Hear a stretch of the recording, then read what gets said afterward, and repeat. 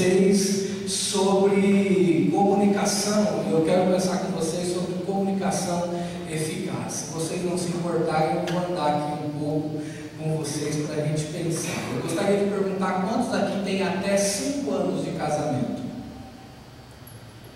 Ok. Quantos têm até 10 anos de casamento? Ok. Até 20 anos de casamento? Acima de 30 anos de casamento? Ah, muito bem, que joia! Mais de 35? Muito bom. Quando o Marcos falou para mim que meu desafio era falar com vocês sobre comunicação, eu fiquei bastante empolgado, bastante animado, porque a comunicação é algo que cresce no começo do relacionamento. Se tem alguém que sabe conversar, é quando a gente começou a namorar com ela. Fala a verdade. A gente tinha assunto que não acabava mais. A gente falava por mensagem, naquela época MSN, alguns, né? Antigamente era só um bilhetinho mesmo. Mandava correspondência, a cartinha e tudo mais. Mas casal de namorado tem papo a pampa para falar. Eu lembro que quando eu saía da casa da Ueda morava ali no Vila Fátima, e eu moro no bairro ainda, no mesmo bairro, na cidade soberana. Eu saía da casa dela, ficava horas conversando com ela no portão da casa dela, e quando chegava em casa eu ligava para ela para falar que cheguei, e ficava aquela história: não, desliga você, não, desliga você, não, desliga você, não, eu te amo, não, eu te amo mais, sabe aquela história? Mas a verdade é que aí chega o noivado e começa a época dos planejamentos. As conversas já não são mais as mesmas. A conversa muda de nível, a comunicação muda de nível, porque que casa vamos morar, cor do quarto, quantos filhos vamos ter, onde vai ficar a cama, como é que é a cama, como é que é a mesa, e muda isso. E aí chega o casamento e as conversas são outras. Enfim, o projeto de Deus é que a comunicação vá aprofundando. Tem alguns slides de questão de definição. Por exemplo, o que é comunicação? A comunicação é isso aí, é o processo verbal ou não de passar informações. Você pode ter a comunicação falada, você pode ter a comunicação cantada, escrita, por gesto, e por aí vai, tem N questões. Nesse processo de comunicação, você tem o emissor, que quer passar um conceito, que usa uma codificação, que é uma linguagem, e que tem a mensagem. Do outro lado você tem o receptor, e você também tem toda uma questão de resposta. A comunicação é tão importante que em 2013 o site da UOL publicou uma pesquisa que foi feita nos Estados Unidos. Essa pesquisa foi feita nos Estados Unidos em 2006. Em 2013, ela foi publicada no site da UOL, dizendo que as mulheres falam cerca de 20 mil palavras por dia, e o homem fala só 7 mil. Se você olhar para isso, é quase 3 vezes mais, né? Mas isso pode tornar uma questão pejorativa para as mulheres, né? As pessoas podem, mas não, tem uma explicação feminina para isso. Qual é a explicação feminina? A explicação feminina é simples. Ou as mulheres têm 3 vezes mais coisa importante para dizer, ou precisam repetir 2 vezes para que os homens entendam. Ok? Se ela falou uma vez, tem que repetir 2 vezes, logo são 3 vezes mais que ela tem que falar. Então as mulheres não precisam ficar nervosas com essa pesquisa, absolutamente. Mas eu quero pensar com vocês, eu estou correndo aqui um pouco, porque tem sabe aquele ponto do sermão que o pregador mais gosta? Eu estou doidinho para chegar lá, né? Então, eu estou correndo nas coisas mais básicas e quero pensar com vocês um pouco sobre os requisitos para uma boa comunicação. Eu vou lidar com alguns textos bíblicos, vou pensar com vocês sobre alguns textos bíblicos, mas se tem um requisito para boa comunicação, é que falar somente palavras que edificam, aprender a elogiar, a reconhecer as boas coisas que o seu cônjuge faz, não criticar o tempo todo. Ninguém gosta de conviver com pessoas que só conseguem enxergar os nossos erros. Sabe aquele amigo chato que você tem, que sempre aponta os seus defeitos, que tudo que você faz nada está bom? Na realidade é aquela pessoa, tratando-se de amigo, é aquele invejoso, né? que tudo que você faz ele acha que faz melhor. Então aí ele sempre vai apontar suas falhas, que necessariamente não são falhas, é até onde você faz. Ele pode até fazer melhor. Mas quando se trata de cônjuge, a gente precisa partir do pressuposto de que você tem que escolher uma coisa. Ou você resolve jogar uma partida de tênis com a sua esposa, ou você resolve jogar uma partida de frescobol. Os dois jogos são duas raquetes e uma bola. A diferença é que no frescobol não tem lado. Os dois têm o mesmo propósito. E o objetivo é não deixar a bola cair.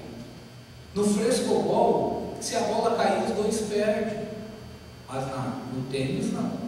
O objetivo é ver a bola cair do lado do outro, para marcar ponto.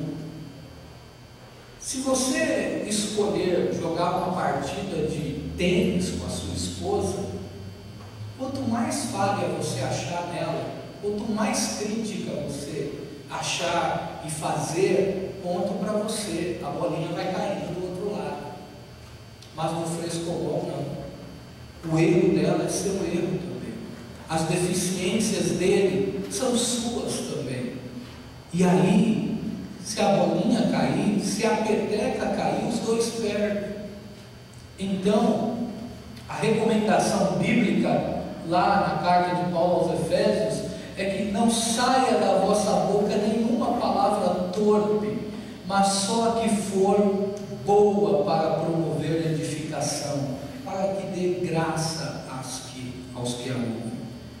Se tem uma coisa que nós somos bons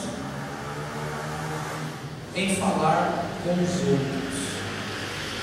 Nós comunicamos bem, nós tratamos bem, nós nos relacionamos bem, e Deus quer tudo isso dentro das nossas casas.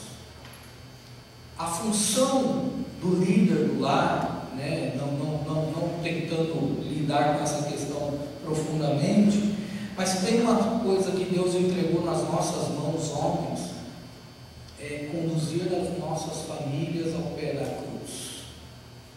E eu até brinquei hoje mais cedo com o pessoal do seminário, que o mundo todo fique para fora, mas que a sua família entre na arca. Você eventualmente possa não ganhar muita gente, você eventualmente possa não convencer muitas pessoas de que Jesus seja a melhor opção para elas, mas a sua família, Deus quer que você ganhe. A sua família, Deus quer ver dentro da arca. Então, que seja 120 anos você falando, não importa, mas põe a sua família dentro da arca. Tenha a sua família no centro da vontade de Deus. Então, tudo que tivermos que ser, devemos ser primeiro dentro de casa. Essa é a perspectiva desse texto. Tudo que tivermos que ser bem, bom, bondoso, compreensivo, é preciso ser dentro do lar. Segundo requisito: fale somente a verdade ao seu cônjuge. Firme um pacto nesses dias de serem transparentes um com o outro. Acreditem que a mentira é prejudicial sempre. Uma verdade é sempre melhor do que qualquer mentira. A palavra de Deus está aí no texto, e quando Paulo escreve esse texto à igreja, ele está dando conselhos, recomendando, e ele diz: olha, não mentais uns aos outros, pois já vos despistes do velho homem com os seus feitos. Não há propósito nenhum que compense a mentira na vida de um casal. Quando nós nos reunimos, quando eu digo reunir no casamento, aqueles pactos que a gente faz na frente de quem está ministrando o casamento, nenhum de nós fazemos com data de validade, a gente quer que vai até o fim. O meu casamento, eu quero compartilhar com vocês algo que mudou a minha vida. Quando eu e a Weida casamos, eu conheci a Weida, eu tinha 16 anos de idade. Se ela quisesse ter casado comigo com 16 anos de idade, nós já tínhamos casado, eu já sabia o que eu queria da vida. Meu pai me ensinou muito cedo a ter responsabilidade. Com 9 anos eu já ajudava, eu já trabalhava. Com 12 anos eu já trabalhava fora, no supermercado e tudo mais. Com 16 anos, quando eu conheci a Weida, eu já tinha comprado meu primeiro carro. Sem habilitação, sem nada, tudo errado, mas já tinha comprado. Com 16 anos eu já tinha comprado essa aliança do casamento. A gente só trocou depois aquela garantia permanente, tal. Mas eu já sabia o que eu queria da vida. Mas ter responsabilidade financeira, saber o que quer da vida, não significa estar pronto para o casamento. Quando eu casei com ele, eu tinha 20 anos de idade. Meu pastor não me chamou para explicar, e aqui não é uma crítica a nada, eu estou falando. O meu pastor não me chamou para explicar o que era o casamento. Meu pai era novo convertido, ele não sabia o que era o casamento bíblico. O pastor da Weida também não nos chamou para explicar o que era o casamento. O pai dela já tinha morrido, graças a Deus, porque o pai dela era racista e havia dito que ela nunca casaria com ele. Azar dele, deixou de me conhecer. Deus matou ele antes para que eu casasse com ele. A mãe dela, até hoje, é da igreja Deus e Amor. Então, já não tinha muita estrutura teológica também para passar para nós o que era o casamento. Nós casamos então com a cara e com a coragem. No primeiro ano de casamento, eu e a Weida, nós íamos do céu ao inferno na mesma semana. Eu era imaturo demais, eu não sabia o que era casamento. Eu lembro que um dia eu estava voltando do serviço, no fretado da empresa, e 2 colegas estavam na frente conversando sobre o casamento deles, e falava o quanto a esposa era ruim, o quanto a esposa vivia brigando, o quanto a esposa era isso, era aquilo. Eu olhei para eles e disse assim, eu tinha 2 meses de casamento, eu olhei para eles e disse assim, eu estou há 1 semana sem falar com a minha esposa. Como se isso fosse um troféu que eu tivesse que expor e mostrar. O rapaz, quando era crente, olhou para mim e falou assim, mas você não é crente? Quando ele disse aquilo para mim, eu fiquei olhando e falei, e eu tinha que ser diferente. Isso foi no primeiro ano de casamento. No primeiro ano de casamento, a Weida voltou para a casa da mãe dela. Ficou 3 meses na casa da mãe dela, depois nós nos reatamos de novo. Quando nós tínhamos cerca de 3 anos de casados, nós fomos congregar no Jardim São João. E aí lá, depois de alguns meses, quem chega lá é o pastor Américo Maciel, vice-presidente do campo.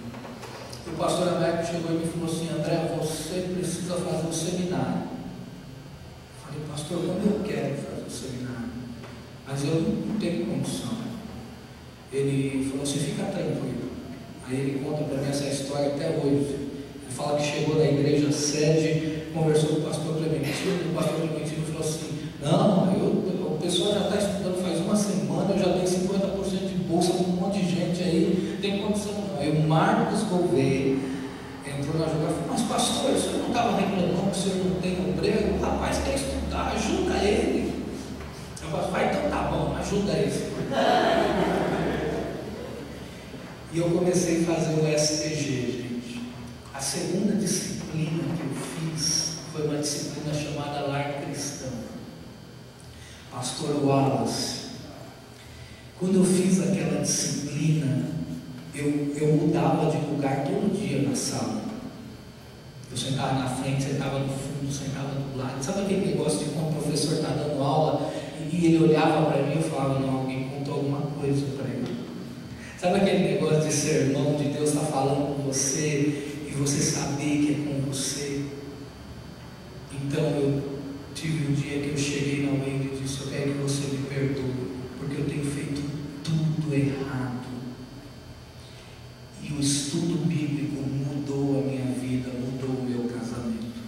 Isso não significa que eu e a Wendy somos um casal perfeito. Tem dia que ela olha para mim e quer que eu não acorde. Tem dia que eu olho para ela e quero esganá-la. Mas hoje a gente sabe resolver o problema do jeito certo. Hoje a gente joga uma partida de frescobol. E eu falo para a Darlene isso. A Darlene, você não tem noção do quanto Deus usou a sua vida para mudar a minha vida. Porque o meu casamento mudou pela palavra de Deus. Palavra de Deus. Isso é só para vocês entenderem que a partir de lá, Deus me deu uma orientação. Porque esse negócio de ser co-pastor na igreja, e os irmãos chegavam e falavam: pastor, eu quero que o senhor faça o meu casamento. Eu falava: como é que é? Não, filho, esse negócio é complicado. Foi aí então que Deus me deu uma luz. Eu disse: eu não faço casamento de ninguém se não fizer o curso pré-nupcial. Então desde lá, a gente faz cursos pré-nupcial, que o noivo aprende tudo o que é o curso de lar cristão, aprende antes, para entrar no casamento sabendo. Geralmente eu faço 6 meses antes, porque se quiser cancelar, dá tempo de cancelar tudo, e dizer: eu não caso mais, esse negócio é difícil demais.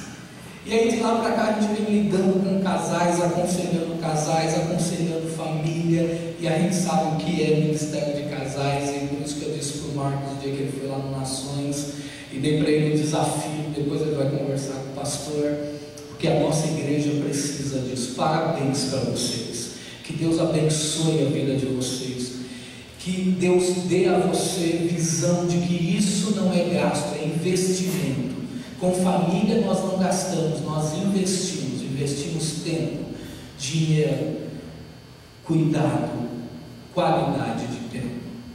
E a comunicação é algo fundamental nisso tudo.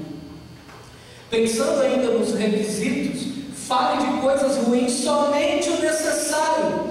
Olha o texto bíblico: o coração do justo medita no que há de responder, mas a boca dos ímpios jorra coisas más. Olha 29 e 20 de Provérbios: tem visto um homem precipitado no falar? Maior esperança há para um tolo do que para ele. Nós precisamos entender uma coisa: ninguém gosta de ouvir notícia ruim ou de ser criticado mesmo estando errado. Ao longo do tempo, nós sabemos que, por exemplo, eu conheço o olhar da Wei. Tem situações que a gente está conversando com outras pessoas e ela não quer que eu fale. Se ela me der aquela olhada daquele jeito, eu não falo. Eu sei que o negócio vai ficar ruim do meu lado. À medida que o tempo vai passando, você vai conhecendo a sua esposa e o seu esposo de tal forma que, se estiver sentado do lado, é melhor ainda. Ela sabe exatamente onde é a sua costela. O dedinho dela vai lá e tal, fala: não, para. Mas a verdade é uma só: quando nos comunicamos, por mais que nos conhecemos por gestos, por expressões, a fala é primordial. Aquele tempo do sofá juntos. Para nós que temos filhos, é difícil ter esse tempo só você e o esposo, né? Você tem que fazer toda uma logística, você tem que ligar para um monte de gente e ver quem é que está disponível no sábado à noite para você vir no encontro de casais. Mãe, sogra, tio, tia, o irmão mais próximo da igreja, alguém do lado. Mas nós temos que fazer isso frequentemente, em casa, às vezes. A gente tem que educar os nossos filhos com aquele princípio de que, vai para o seu quarto, que agora é o tempo da mamãe e do papai. Porque começa a 2 e termina a 2. Daqui a pouco todo mundo sai de casa, todo mundo casa, e aí só fica vocês dois de novo. E aí é preciso entender que não tem que ser 2 estranhos, tem que ser 2 que conhecem ainda, que sabem a comida que o outro gosta, que lembra do doce que comprava para ela lá na época do namoro, passava lá naquela padaria, comprava brigadeiro, tudo mais. quando ficar só os dois de novo, quando os filhos saírem de casa, é preciso lembrar dessas coisas. Eu coloco mais alguns requisitos aí. Fale sempre palavras agradáveis. A vossa palavra seja sempre agradável, temperada com sal, para que saibas como vos convém responder a cada um. As palavras suaves são favos de mel, doce para a alma e saúde para os ossos. Saber falar coisas agradáveis promoverá satisfação em estar com você. Pessoas que são rudes, pessoas que são estúpidas, pessoas que são grossas no modo de falar, são pessoas que afastam as pessoas. E a convivência nos faz ter algumas liberdades que às vezes nós estamos andando sobre uma linha muito tênue entre sinceridade e amor. Às vezes a gente confunde isso, fala, não, ela é minha esposa, então eu vou falar na lata ela. Não, ela está comigo há tanto tempo, ela não vai achar ruim. Absolutamente.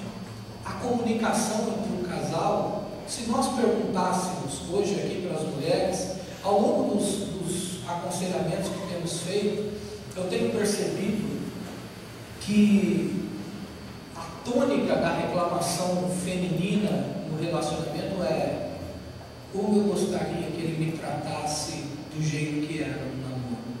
Basicamente é isso. A mulher trocaria qualquer condição financeira por um esposo agradável, amoroso e cuidador. A mulher não tem problema de pagar o aluguel, desde que ela tenha um lar, mesmo que a casa não seja dela.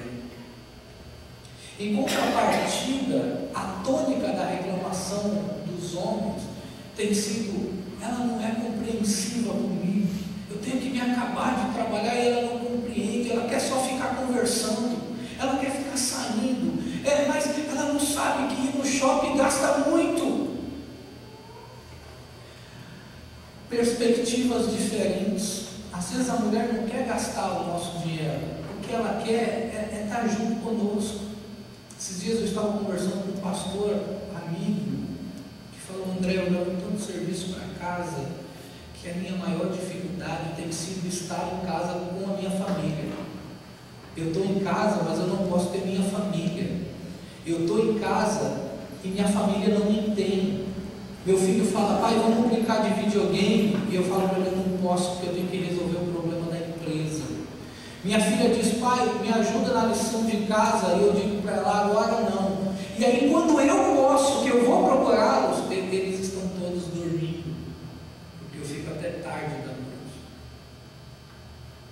Tempo, relacionamento, comunicação são coisas que nenhum dinheiro substitui. Nenhum videogame vai ser melhor do que você chutar a bola com o seu filho. Nenhum videogame será melhor do que você estar com a sua filha na quadra de basquete jogando basquete. Nenhuma mensagem no WhatsApp, nenhuma mensagem no Facebook, nenhuma mensagem, pode ser um monte de coração que você consiga pôr, você pode esgotar todos os caracteres de uma mensagem.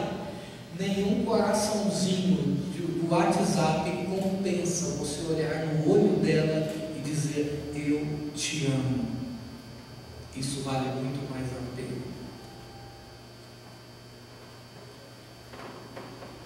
Pensando nos requisitos da mensagem sobre falar coisas boas, ser agradável, eu coloquei essa ilustração aí para nós. Um rapaz conseguia ver qualidade em tudo e em todos. O amigo dizia: que parede torta? Ele respondia: mas a pintura dessa parede é bonita. O amigo dizia: que frio desgraçado? Ele respondia: o frio é bom para dormir, comer, trabalhar melhor. Então o amigo, intrigado porque o rapaz conseguia ver qualidade em tudo e em todos, pensou consigo mesmo: eu vou pegá-lo. E perguntou: o que você acha do diabo? Então ele responde: Ô rapazinho que trabalha, hein? Já parou para pensar se você fosse essa pessoa com a sua esposa, com a sua família? Já pensou se nós fôssemos assim dentro do nosso lar? Que por mais que tudo esteja difícil mesmo, mas você conseguisse olhar tudo por um outro ângulo. Se a sua esposa queimasse o arroz e você chegasse morto de fome em casa e ela falasse: bem, você já chegou, mas eu queimei o arroz. E você olha para ela: não tem problema não, bem, vamos almoçar fora hoje. Sobe aí no carro, vamos almoçar no Zé da esquina, vamos na casa do Adagrei. Já pensou assim, você, mulher, fosse fazer alguma compra com cartão de crédito e chegasse lá e não desse aprovado e você ligasse na administradora e a administradora fosse: não, mas a fatura não foi paga. E você ligasse para o seu esposo e falasse: bem, você não pagou a fatura. Ele falou: não paguei. E você olhasse para ele e falou: não tem problema não, é bom que a gente economizou esse mês e eu nem gastei. Se nós pudéssemos olhar as coisas sempre por uma outra perspectiva, por um outro lado, se nós pudéssemos observar o cuidado de Deus conosco. Ontem eu estava conversando com uma colega do seminário e ela disse assim: André, eu estou fazendo algumas anotações da minha vida para escrever um livro. E ela disse: o título das anotações é Como Deus me salva de mim mesmo. Quanta besteira eu já quis fazer na minha vida e Deus não deixou. E na hora eu fiquei tão nervosa com Deus, mas Deus me salvou de mim mesmo. Quantas vezes Deus te salva, me salva de nós mesmos? Então é interessante olhar tudo por essa perspectiva. Por que não nos comunicamos? Eu quero dar algumas razões aqui. Há pessoas que não têm habilidade de conversar com outros, elas nunca aprenderam a compartilhar abertamente com uma outra pessoa e também sentem dificuldade em usar as palavras adequadamente. Talvez essa seja a situação da sua família, talvez essa seja a dificuldade de algum filho, ou talvez do próprio cônjuge. Eu estou começando o aconselhamento com um casal, que a esposa falou assim para mim: pastor, eu falo, e ele não esboça reação nenhuma. Sabe o que é, pastor? Ficar 2 horas falando com um homem e ele só olhando e falando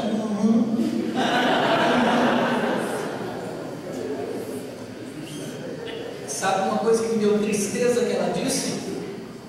Ela falou assim: pastor, eu sei que Deus é poderoso, mas eu estou duvidando que Deus possa mudá-lo, porque Ele só faz É muito ruim conversar assim.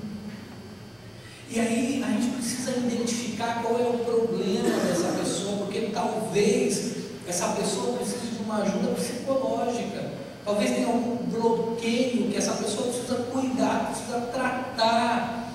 Isso seja no filho, isso seja no cônjuge. O importante é entender que talvez a pessoa não converse, não se abra, não é porque não gosta de você, não é porque não tem coragem de falar, é porque tem problemas desde a infância que nunca. E a próxima pergunta que eu tenho para essa esposa é: no namoro ele falava? Porque se falava, aí a gente vai partir para uma outra situação. Há pessoas que têm medo de se abrir em relação ao que pensam e sentem. Elas não querem correr o risco de serem ofendidas se alguém discordar dela. É aquela pessoa introspectiva, introvertida, pessoas que não querem falar. Talvez seja esse o problema. Outra situação: há pessoas que tomam a atitude de que falar não resolve. Então, para que se comunicar? Então não adianta falar, então é melhor ficar quieto. Há pessoas que creem não ter algo para oferecer, pensam que suas ideias não têm valor, têm uma autoestima muito baixa e, como resultado, evitam fazer comentários ou expressar sentimentos pessoais. Esse é um outro problema que precisa ser tratado. Quais são os problemas, então, na comunicação? Se uma comunicação não vai bem, não segue esses requisitos, existem alguns problemas que ocorrem. O primeiro problema pode ser a supressão mútua. O que isso significa? Um exemplo desse problema é o casal silencioso. Ambos recusam expressar seus sentimentos. Ela olha para ele e não sabe quem ele é, não sabe o que ele pensa, o que ele sente. Ele é uma grande incógnita para ela. Da mesma forma, ela para ele. Casal que não se comunica, fica complicado. Já viu quando você senta com a sua mulher para conversar? Você, quando sentar, quando a sua mulher olhar para você e dizer assim: bem, eu preciso conversar com você. Você tem que ir para conversar com ela ciente de uma coisa: não pense que ela conversará com você sobre os últimos 30 dias. Ela conversará com você sobre os últimos anos que esteve com você, desde quando você disse: quer namorar comigo? Mulher não conversa com ela. Ela vai dizer: mas você fez isso. E ela fala com uma veemência tão grande, como se você tivesse acabado de fazer aquilo. Mas você olha e diz: bem, isso foi há 10 anos. Mulheres são assim. Elas têm uma capacidade de lembrar de detalhes e coisas que nós nunca lembraríamos. A comunicação unilateral, o casal se comunicando, mas de repente um para de se comunicar. Enquanto ele ou ela faz isso, o parceiro exige comunicação. É onde começa a discussão. E daqui a pouco a gente vai falar sobre isso. A comunicação intelectual. Nesse tipo de comunicação, a linguagem usada protege a pessoa contra revelar seus sentimentos. Desculpe o erro gráfico.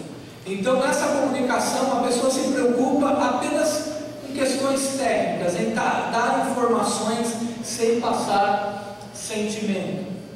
A comunicação indireta, um ou ambos comunicam-se através de terceiros, o amigo, o parente ou através dos filhos. Não se comunicar diretamente intensifica a dificuldade. Esse é mais um dos problemas da comunicação. O silêncio de um ou outro, esta falta de comunicação tem o propósito de frustrá-lo. A pessoa usa o silêncio como forma de controlar o outro.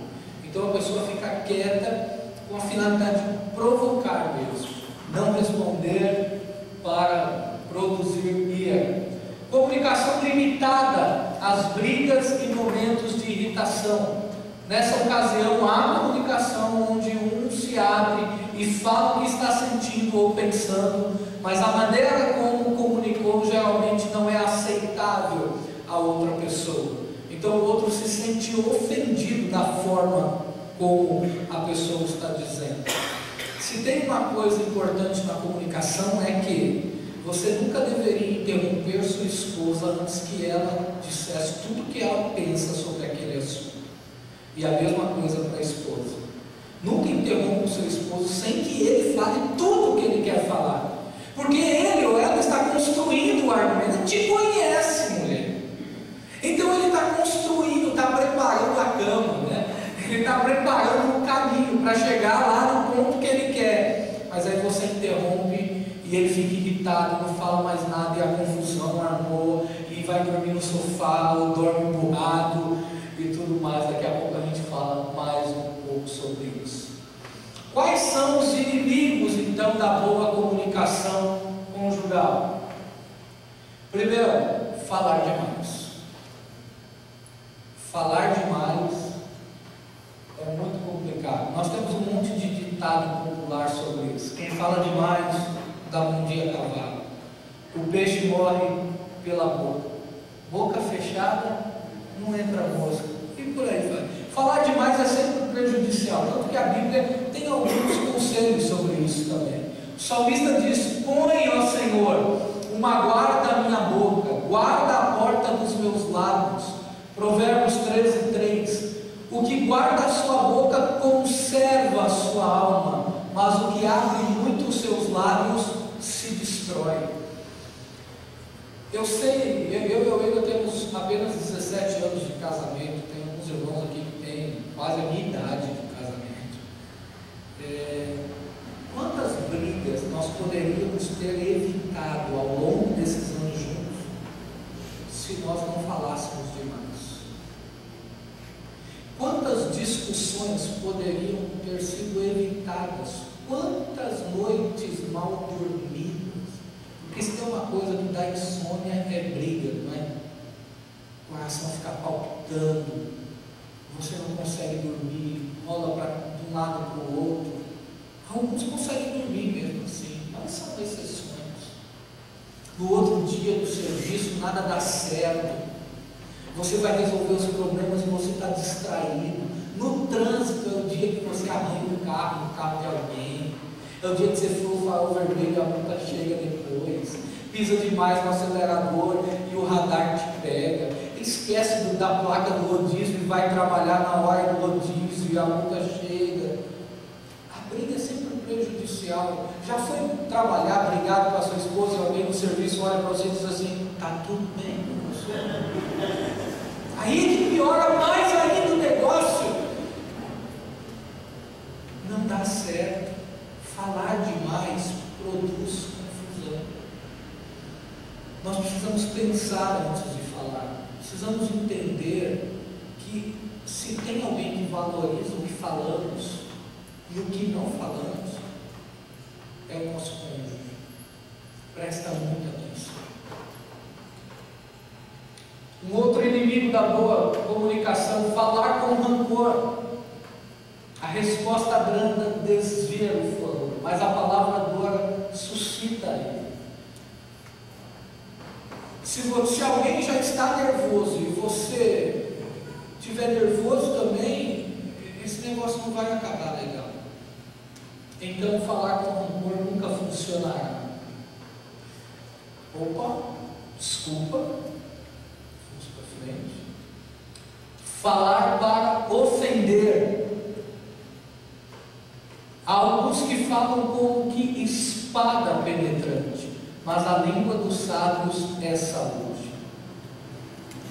Falar na hora errada, como maçãs de ouro em salvas de prata, assim é a palavra dita a seu tempo. Falar com gritaria e insensatez, toda amargura, ira e cólera, gritaria e blasfêmia e toda malícia sejam tiradas de dentro de vós. Falar mentiras ou dar desculpas, por isso deixai a mentira e falai a verdade cada um com o seu próximo, porque somos menos uns dos outros. Então, qual é o modelo bíblico correto de comunicação no momento de turbulência? Eu quero propor a análise desses dois versículos de Efésios 4, 26 e 27. O texto é esse aí: Irai-vos e não pequeis, não se ponha o sol sobre a vossa ira, não deis lugar ao diabo. Vamos pensar um pouquinho. No casamento, o que provoca a ira em um dos cônjuges? O que é que te deixa nervoso ou nervosa?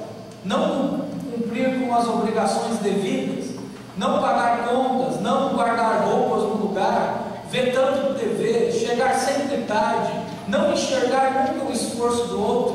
O que é que te irrita? Se nós fôssemos fazer uma lista hoje aqui, quais são as coisas que você quer mudar no seu cônjuge? Ah, pastor, como eu queria que meu esposo deixasse a pia limpa depois de fazer a barba. Como eu gostaria que ele enchesse a garrafa d'água depois que ele pegasse o copo na geladeira. Como eu gostaria que ele colocasse a toalha molhada no lugar certo e não em cima da cama que a gente vai dormir depois. Como eu gostaria, pastor, que ele deixasse o sapato lá de fora e entrasse com o chinelo. Como eu gostaria, pastor, que ela não usasse aquela camiseta de vereador quando eu chegasse em casa. Nós poderíamos fazer um monte de lista, uma lista enorme do que é que queremos mudar na pessoa, do que é que nos irrita.